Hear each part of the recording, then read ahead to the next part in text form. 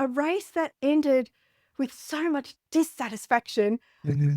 It's hard to even get excited that Ferrari won. As a race fan who likes racing, who likes that wheel-to-wheel action, like every race fan, it was, yeah, a bit of an anticlimax, the checkered flag. What did you think? Are you ready? It's lights out and away we go. Hello, and welcome back to Away We Go podcast, a Formula One podcast that goes beyond the track limits to talk about travel and lifestyle surrounding the sport. My name's Dianne Bortoletto, and today I'm in Margaret River and joined by the ever lovely Ciara Gillan from Formula Live Polls. Welcome back, Ciara. Thank you. Thank you for having me back. I'm especially excited to be here today. We've just had the British Grand Prix, which always delivers. Silverstone, 52 laps of a nearly 5.9 kilometre circuit.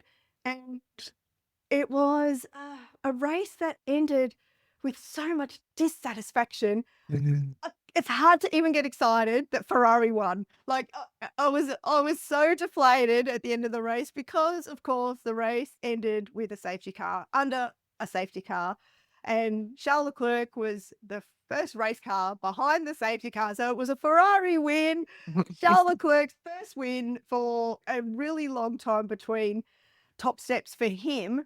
Fabulous to see. He was so happy. But as a race fan who likes racing, who likes that wheel-to-wheel action, like every race fan, it was, yeah, a bit of an anticlimax, the checkered flag. What did you think? Oh my God, I couldn't agree more. I mean, I thought the race was honestly thrilling. I really enjoyed the race. It did not look like a Ferrari win, and I still found it thrilling. And then when it was starting to look like a Ferrari win, I was even more excited. And yeah, I was gutted that it ended under a safety car. I have so many opinions, so many opinions about it. Let's hear it. Absolutely delighted for Charles. I mean, was it the easiest podium for Russell ever? That grates me so much. Oh my God.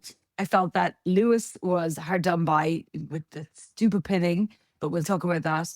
But I'm delighted. I'm delighted for Charles. I'm absolutely delighted. I think he deserved it. He had a stellar race. He really deserved the win. There was honestly a point where he wasn't going to get it. If Antonelli did not have that technical issue, also a little hero in his own right, and we'll get to that.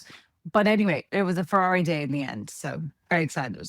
Very excited. Charles Leclerc finished, like we said, on the top step of the podium, his first win in 2 years.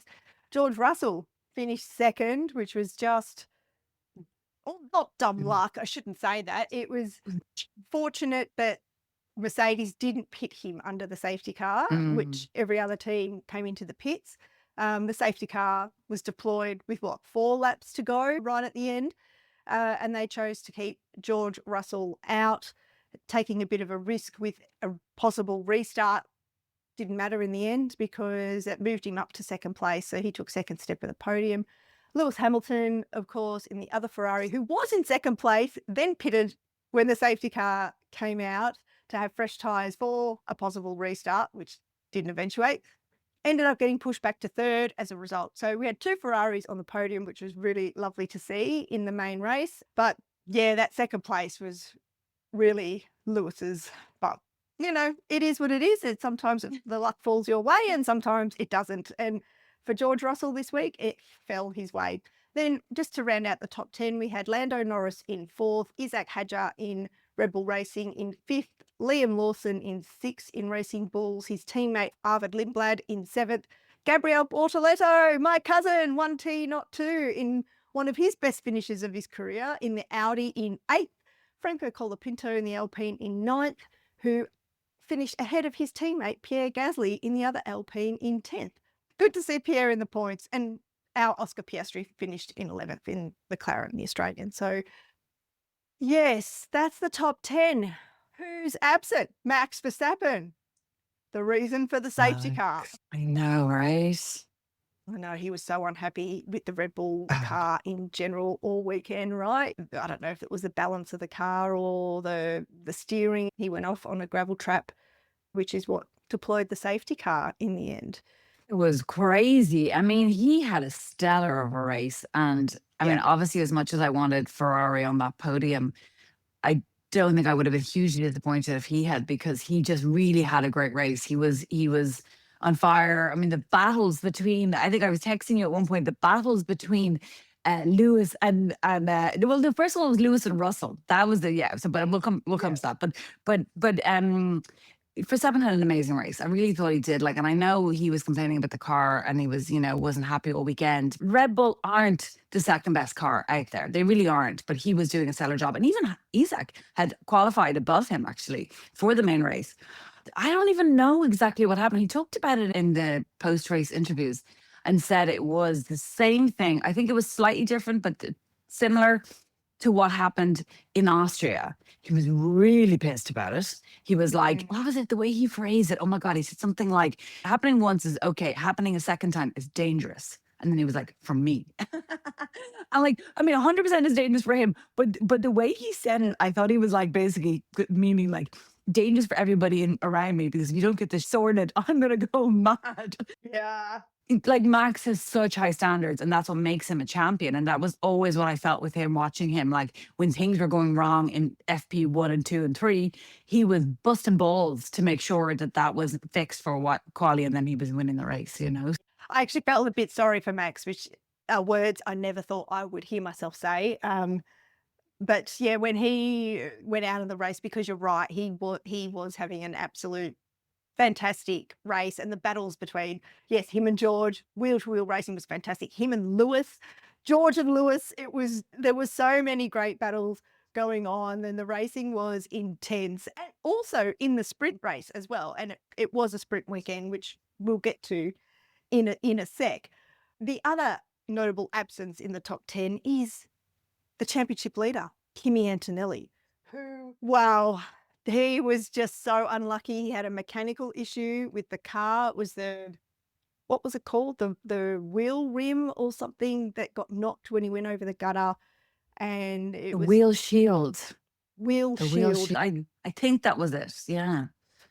And that was messing with the aerodynamics in high speed. He couldn't turn corners properly. He was going off the track. The team wanted to pit him and retire the car, and it was so cute listening to him on the radio. No, I can keep going. I might be able to get a point. What place are we in? I still might be able to get a point. I'm going to keep pushing like crazy guys. I was like, yes, that's fighting spirit. I love to see that. So top marks to him for his fighting spirit, but unfortunately, with the issues he had with his car, he ended up finishing in 15th overall. He was looking like finishing second, maybe even first. He was really having a fantastic race. I think he was definitely finishing first. When he finally pitted, first of all, he went the longest on the mediums, yes, which was amazing. And, when Charles went on the hards, I was trying to figure out kind of in my head what Ferrari's strategy was. Obviously, they were looking to undercut him. But Charles wasn't really making massive inroads, to Antonelli's time. And I think when he finally kind of did a little bit, that's when they pitted him. But like, either way, he went much longer than anybody else. And so when he came out of the pits, he was only 7 seconds behind Charles. And I think within 2 or 3 laps, maybe 4, he was 4 seconds. So he was flying along. Yeah, there was a VC at one point, and Charles was like, what are we doing? What are we doing? And they were like, we're staying out. I only heard a post-race, but apparently Charles was like, we're very vulnerable here. There's nothing I can do. Kimi is coming, like. So they knew that Kimi was going to take them. And I don't understand. I mean, the gods were looking over Ferrari, like on that part of the garage. And they're very lucky. But I don't understand what Ferrari's logic was, because Kimi was fast enough. He was racing, and he was definitely taking that number 1 spot. No doubt about it. Really. Yeah, it was a shame that he had an issue with the car, and that ruined his race, so to speak, and saw his teammate finish in second, which, yeah, like I said, that was just luck really on George's side. But you take some, you lose some. That's just the way it is, yeah. Well, there's so much to talk about here for a second. So, like, first of all, George was doing quite well. Then George got a puncture. And I remember he was battling Lewis, okay? And it comes on the radio and goes, there is a puncture. And he was like, you got a puncture, buddy. And so I was like, what the hell? And I remember they were like, oh, we're going to pit. And then they didn't pit. They kept on not pitting. And I was like, what the hell is going on? So eventually they pit him. And you're thinking, okay, he's out of the point. He's out of the podium at least, if not out of the points, but definitely out of the podium. And so you're thinking that's happening. Then Kimi has his issue. So first of all, we should comment on the fact that both Mercedes had technical. Okay, puncture is not exactly his fault. No, and it was a slow puncture. So it wasn't a big explosion puncture. It was a slow puncture. And he overtook Lewis while he had the puncture. So that was pretty incredible, actually. Right? Yeah, right. So like, I mean, he was complaining afterwards that he didn't really have the pace, but like there was still pace there, you know, as you say, he overtook Lewis. And he was on the charge for Max. But then Kimi had his technical faults, and Kimi would have actually gotten points. Do you think he was a 10th? And then with Max DNFing, Kimi would have actually gotten like 2 points. I think he was then would have been 9th, obviously. But Kimi was driving so erratically with this issue that he went over track limits. And so then he got 5-second penalty for track limits. Yes, because he couldn't turn the car properly because of what was wrong with his car. So when he was getting to certain corners, he was going off the track. And, you know, I've got to agree with the commentary team and with Kimi himself, who said on the radio, oh man, track limits, like that's so unfair. I'm fighting to survive. I'm not gaining an advantage. And that's, you know, the car's broken. It's not me, so to speak. And I think there's a few changes in the regulations that we should talk about. That's one of them. And the other one is the safety car finishing the race. But well, hang on, while we're just on this one, let's just talk about this, okay? So I 100% agree. Okay. To a degree, I 100% agree that if you're driving and you're not getting... I 100% agree. I kind of a little bit, 100% agree. All right, Ciara, let's go. Hedge on your bets. Let's hear it. There were logical brains coming in here, okay? So I do agree that it's not really fair. I don't think it's fair to give track limits on a car that's struggling. However, the reality is he is still trying to get points. So he's struggling within a point structure. Because so everybody's like, oh, Charles in Miami was just going wild and he was like, you know, cutting straights and should have been given his penalty and he should have been able to keep his place. And so you could argue that Charles couldn't control the car and it wasn't his fault. However, he was still trying to fight for a position within the points. And so with Kimi, even though it was only 9th or 10th, it's still points. So on the one hand, I would love when you have an issue and you can't control the car and it's not your fault that you don't get track limits. But on the other hand, I'm like, yeah, but you're still in the points. So you're still gaining an advantage. Reality is you are gaining an advantage over the cars that are behind you, unfortunately. Yeah, true, because they're sticking to the rules and you're not. So yes, I guess I hadn't thought about it that way. So fair point. Okay, all right. The other person who got a penalty, while we're talking about penalties, Lewis Hamilton. Lewis got a penalty for jump starting the race, which he never does that. That was unfortunate. And 5-second penalty, which he served during one of his pit stops. And the team didn't tell him about that penalty until he was in the pits, which is, you know, maybe tactical from the team. Maybe they made that call so Lewis would stay focused and stay in that sort of positive mindset, which is where he excels.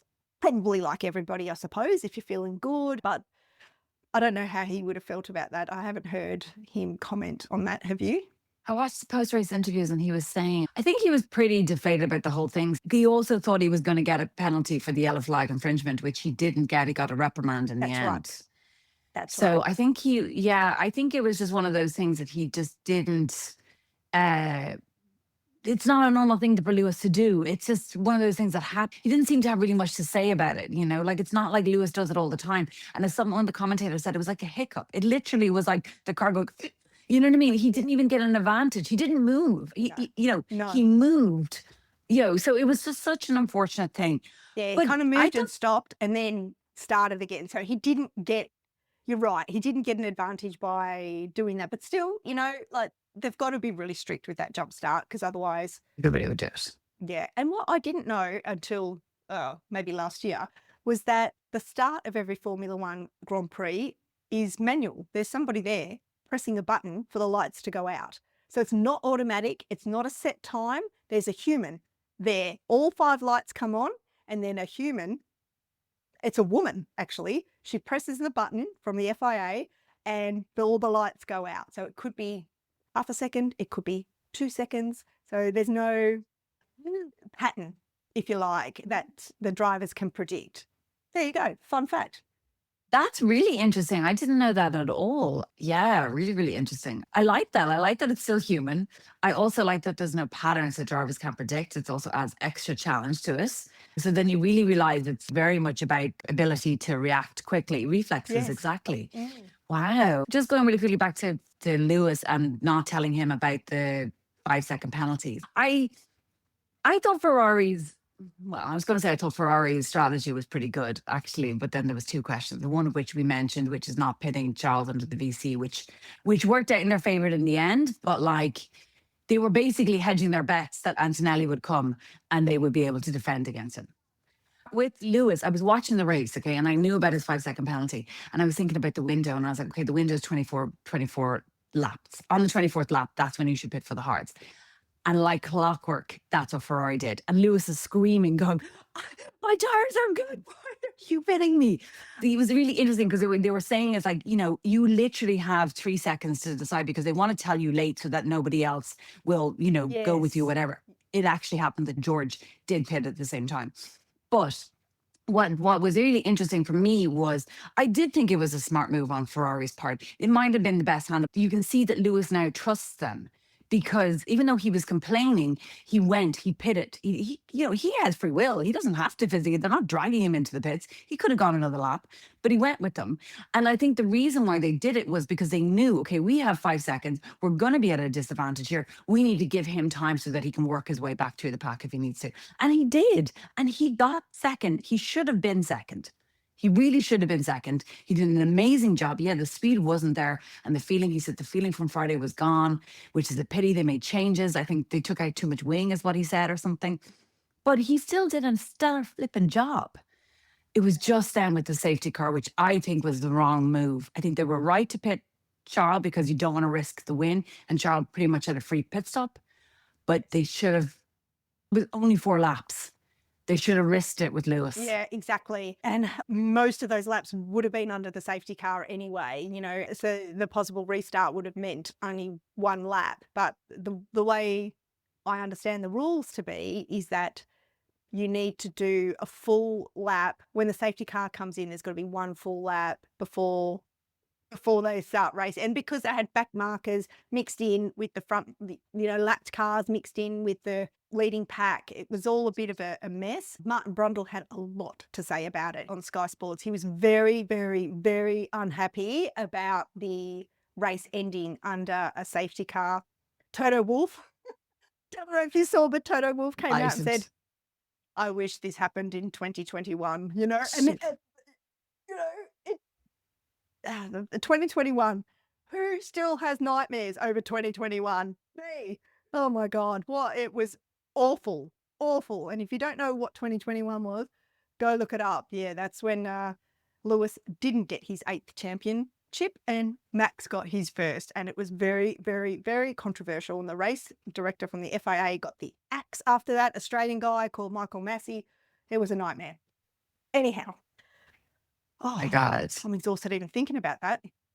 I wasn't a dedicated fan at that point, so I missed this, but I've heard a lot about it. So my understanding is that they did race with 1 lap and Lewis didn't pit, didn't have the fresh tires, and Max did. Is that right? Well, or it wasn't just down to tyres, it was down to the timing of the safety car, and they let some of the back markers through and some of them not through, and it was all a mess. And because it was the last race of the season, last lap of the season, the championship was on the line. Whoever won, whether it was Max or Lewis, was going to win the championship. So there was so much at stake. So the race director made the call to end the season in race conditions and brought the safety car in. And Max did have better, fresher tyres, which gave Max the advantage where he was able to take the race win.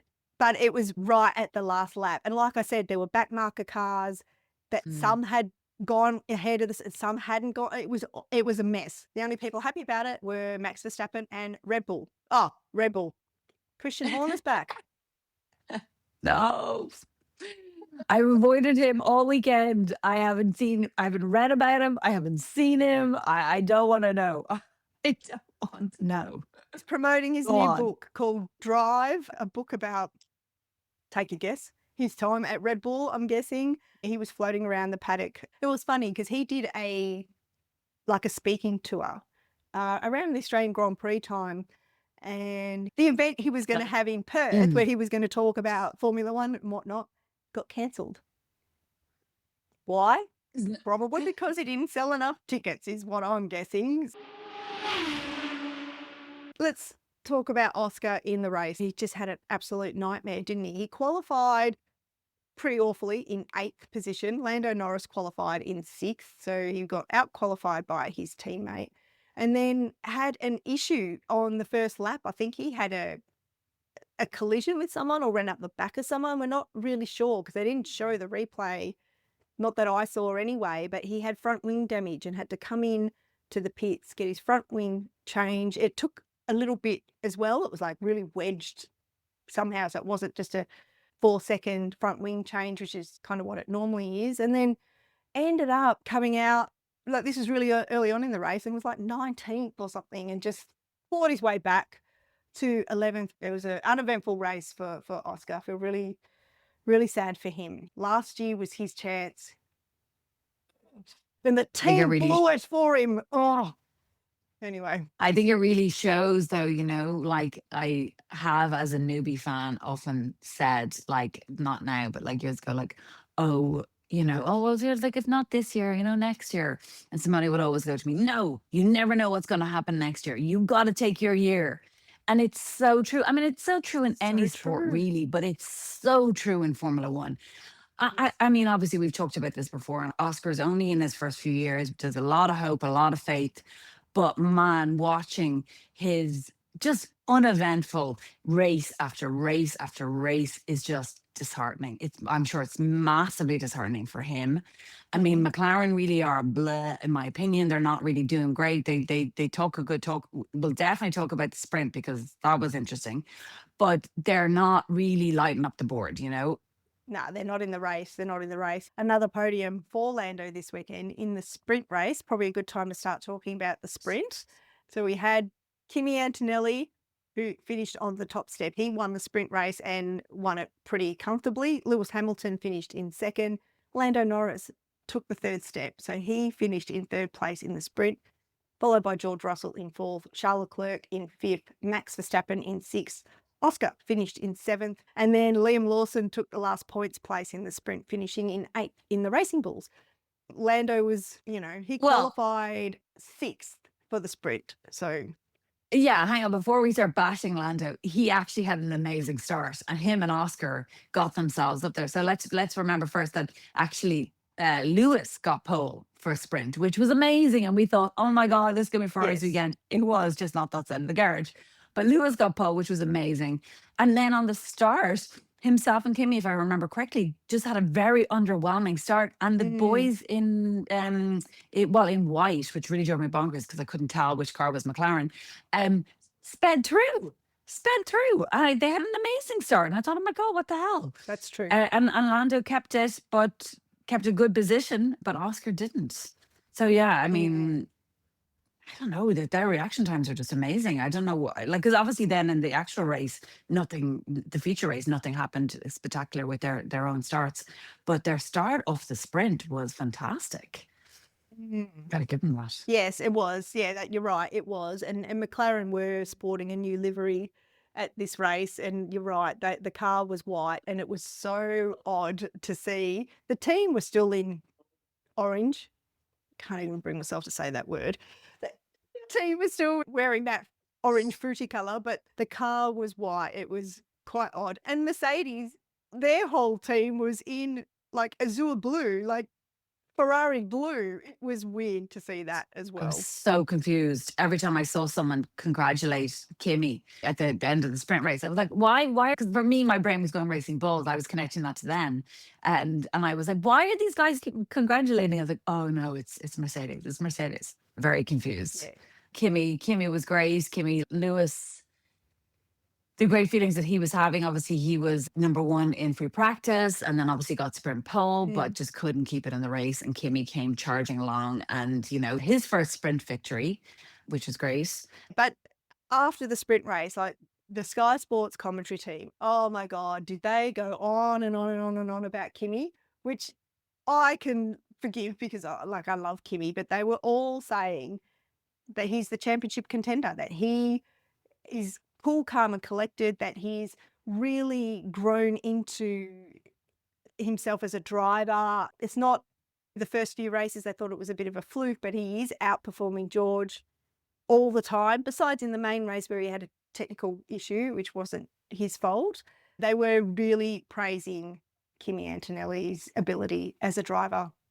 He hasn't had a great few last races. He's so practical.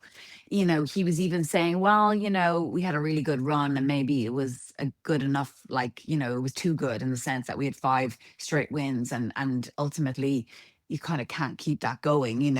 I'm majorly paraphrasing here, but I just thought how mature of him. He's a very mature, insightful young guy. Like even in the post sprint interviews on the couch, one reporter asked him about what his thoughts on George's form and would George come back and and Kimi really took time, and then they were like, you're going to answer it, and he was like, I don't want to answer this. I don't want to talk about another driver's form. I don't want to talk about this. He was like, George is a great driver. He's really strong. He's like, I don't think he said he's going to come back, but he was basically praising George, saying he's competition, so shut up. You know what I mean? And I don't think you always see that. Lewis said to Kimi straight after answering that question, mate, you should be a politician, because he did answer the question really diplomatically, and I think he handled it really well. I mean, you got to remember, he's still 19, and I also think sometimes these reporters ask these curveball kind of questions to get a reaction or to get a headline or to get, something. And Kimi just didn't give them anything. And credit to him, because it would have been really easy to step into that kind of trap. I think he's got a really good head and shoulders and really interesting people, good people around him, his family, his parents. Good people around him, yeah. And I do think actually someone like Bono is actually a really good pairing for him, because I think Bono has a maturity, obviously, and a lot of experience, and obviously also worked with the champion like Lewis for years. It just feels like he's got a good grounding effect on Kimi. I agree, 100% agree. Bono is so good for Kimi. Kimi trusts him implicitly. They seem to have a really good relationship, and it's paying dividends. I mean, Kimi's leading the Drivers' Championship still on 179 points, ahead of his teammate, George Russell, who's on 154 points. Oh, maths, 25 points difference. So you've got the 2 Mercedes, Kimi and George, leading the Drivers' Championship. Then in 3rd and 4th, you've got Lewis and Charles in the Ferrari on 147 points, and Charles is on 108 points. Then you've got the 2 McLarens with Lando in 5th on 97 and Oscar Piastri in 6th on 82. Then you've got the 2 Red Bulls with Max Verstappen on 76 points and Isaac Hadjar on 52 points. Then a lone Alpine, Pierre Gasly, on 42 points. Then Liam Lawson on 39 points in the Racing Bulls, and in 11th is his teammate Arvid Lindblad. So it's like 2 by 2 by 2 with an Alpine slotted in there in 9th place. The championship still, it's not sewn up by any stretch. It's, 25 points is one race win and a DNF. And with the way the championship has been affected by technicalities, by technical faults, it really could happen, I mean, Mercedes have had so many technical issues that have impacted one driver or the other and their race win. So I would, I mean, if I was a betting woman, I would bet that is still going to be the case throughout the season, That Yeah. it isn't just going to be plain sailing for both drivers just because they had loads of technical issues at the beginning, So, yeah, this is definitely not done and dusted. I do think Kimi needs a win soon, though. Like, really needs a win, Yeah, But I well, think, like in the Constructors' Championship, I mean, Mercedes are dominant. They're on 333 points, as you'd expect. Yeah. And then Ferrari are 255 points in second place. So that's, you know, 78 points, something like that, like difference. And then McLaren on 179 points, Red Bull Racing on 128 in fourth place, and Alpine in fifth place on 60 points. That's the top five of the constructors. and then the last thing is that Charles' fantastic win. I mean, I feel like maybe we haven't emphasized it enough, but really Charles getting that win and keeping his composure, even though Antonelli was coming, I just thought was brilliant, But also Charles's win marked the 250th win for Ferrari in the same place they got their first win in, I believe it was 1951. So I'm so glad it was Charles, because he is the Ferrari boy. He's the Ferrari hero. And yeah, I just think it was really poetic. And I'm so delighted for him and so delighted for them as well. It was really fantastic, especially because he hasn't had a race win since 2024. So it's been a while between race wins for him, and he's seen his teammate, Lewis Hamilton, climbing up and getting results. And Charles even said that he got the good feeling back in the car this weekend. So he's really happy because he was really struggling with the car before that all season. That's really good that, he's feeling good in the car. And it's also really great that Ferrari's got two drivers that are fighting at the pointy end. We never predicted at the start of the season it would be Ferrari. Everybody was saying it's going to be, pretty much Mercedes season, perhaps with McLaren or Red Bull, but no, it's Ferrari. So yes, very happy. Yeah, 100%. Thank God it's Ferrari, though, if you think about it, because didn't they stop working on the 2025 car to focus on the 2026 car at some point? And it was like, oh, good God, this better pay dividends. And it is paying dividends. I mean, it is great to see, obviously we'd love it if they were actually leading the championship and actually doing well winning, but it's a long season. There is discussions apparently in the summer break as to whether they'll get back Saudi Arabia or Bahrain. So we might be looking at a 23 race season instead of a 22 race season, so there is still time. It is great to see Ferrari up there challenging, I don't know. There is a voice in my head though, that like, I'm so delighted with that win. I really am. I really, really am. And I'm so excited for Ferrari. And I love that they've gotten 2 wins this season and they deserved both of them. I obviously want it to be more. But the reality is, if that Kimi didn't have that technical issue, they weren't getting that win, right? Like, do you really think he would have been able to defend? His tires are much older.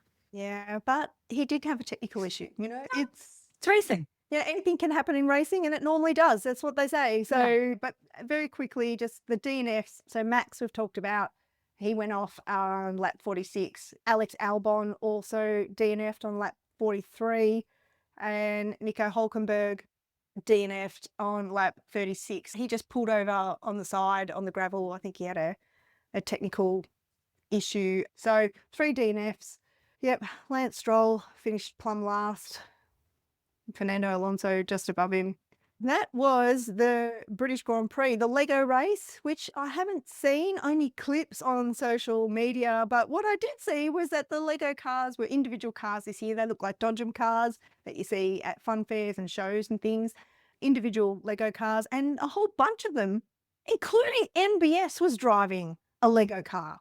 I mean, please, what is the FIA president doing in the driver's parade to start with, driving a Lego car? And a whole bunch of them went off into the gravel trap. I don't know what happened. They were going around a corner and just a whole bunch of them, it was like a magnet. It's just straight into a gravel trap. And they got out of their cars. I saw Carlos Sainz jumped on Lando's, little Lego car and hitched a ride with him. Lewis Hamilton came out and said that he didn't want to participate in the Lego drivers parade just because there are so many sponsor activations and demands on the drivers' times from their own sponsors, team sponsors, race sponsors, series sponsors. It was like, no. And even Max said, I like it when we're on the back of the truck and we're all together. And that to me is more professional. And that's, I suppose, one of the very few times when all the drivers are together on their own, yes, with a few cameras and TV crew and whatnot, but they don't get that opportunity to do that all that often. I mean, I was really excited for the Lego race. I'm going to have to go back and watch it because I do want to see what happened. No, not all the drivers loved it or like the idea of it. I heard both of them complain about it. I do agree with Lewis about more being asked, and I don't know. I have conflicting feelings about it because these guys are so well paid. It's like, come on. And the thing is, if you weren't on those Lego cars, you would have been in a bus. So your time is not any different. Like, it's the time that's allotted. This is what it is. The reality is Formula One is getting more and more expensive. People come to see you guys. When you're racing around, they don't really see you. They see you for, boom, you know what I mean? It's so quick. It's just one of those parts of Formula One that they need to be okay with. And Lewis is so good to his fans. I saw a picture of him or a video of him where he got up on the side of the pit lane and he was like leaning out to the fans. Like, he's so good. I think it's more about the maybe the not sounding greedy, but more the money element of it, of the more and more things being asked, which in a grand scheme Yeah. of things, maybe it's not about that race in particular, but overall. He's a 7-time world champion for a reason. Max is the 4-time world champion for a reason. And we've talked about this before, but they're much stricter on certain things. They have higher standards. You can see it very clearly. They put in boundaries and barriers, and they have higher standards of what they expect. And ergo, I think that's why they've gotten the results. Whereas I think we've talked before about, is Oscar too amenable? Okay, Lando got his championship, but are they too friendly? Is Charles too nice? You know what I mean? Like, are they ruthless enough? And so it does, unfortunately, then make certain things where you want to hear them through interviews. Like, Max doesn't do Drive to Survive, like neither does Lewis. Like, these are kind of things that, you want to see more of them, but they've said no. Now they can make those decisions. Maybe in their first years they couldn't. But yeah, so I don't know. It's just interesting. It's really interesting mindset. I mean, I saw Lewis had earphones. Every time I see him actually on the grid before a race, he always has earphones in. So he's very much focused. And I did see a clip, I think it was the last race, where it was really super hot in Austria and Charles Leclerc was standing there for the national anthem with the umbrella and moved the umbrella in front of a grid kid who was in front of him to shield him from the sun. The grid kid was, I think he was in a wheelchair as well. And rather than shielding himself from the sun just before he raced, he moved his umbrella. And I just thought, yeah, a lot of people comment on how nice Charles Leclerc is and what a good human he is. And I remember seeing a clip of him when he was much younger, of somebody asking him, what do you want to be when you grow up? And he said, kind, and it was just, I think he is just that person. But so, yes, I'm delighted, absolutely thrilled he got the win. That's a wrap on the British Grand Prix. I think we've covered it all. Yeah, we have. What did you guys think of the British Grand Prix? What did you think about the British Grand Prix ending under a safety car? What's your opinion on that? And what do you think about Ferrari not telling Lewis Hamilton that he got a 5-second penalty? Yeah, drop us some comments. We've had lots of interesting comments on Instagram and YouTube as well. So keep them coming. We do read them all. Keep the comments coming. And when we can, we respond to them all as well. But yeah, I think that's it. Ciara, have you got anything else? No, just a reminder to like and subscribe on YouTube. All the follows help. And share with your friends. Yes, that's right. Oh, quickly, predictions. Wow. So there's been some movement on the Away We Go Predict the Podium game. I'm still winning. So there's not been that much movement, but I'm being caught. There's only 4 points behind is We Are Checking, who had a very good race prediction this week. So they've jumped up second on the leaderboard. Simply Perfect is third on the leaderboard, some 12 points behind second place. Wishful Thinking in fourth and Thoughtful Travel Perth in fifth. I didn't pick particularly well, actually. So yes, but still managed to keep my top spot on the leaderboard. Love us. Love it. All right. Well, thank you very much for listening, everybody. We really appreciate it. It's always super fun to talk about all the goings on at a Grand Prix race. I hope you've enjoyed this episode. Yes, you can like and subscribe. We're on all the major podcast listening apps, on YouTube as well. Hello, if you're watching, and you can follow along on all the social media platforms or drop us a line, hello@awaywegopodcast.com. Thank you very much, Ciara, for joining me. And then we are on for Spa, so the Belgian Grand Prix, which is a driver's favourite circuit. They love racing there. It's a real racers circuit. Until next week, and until lights out.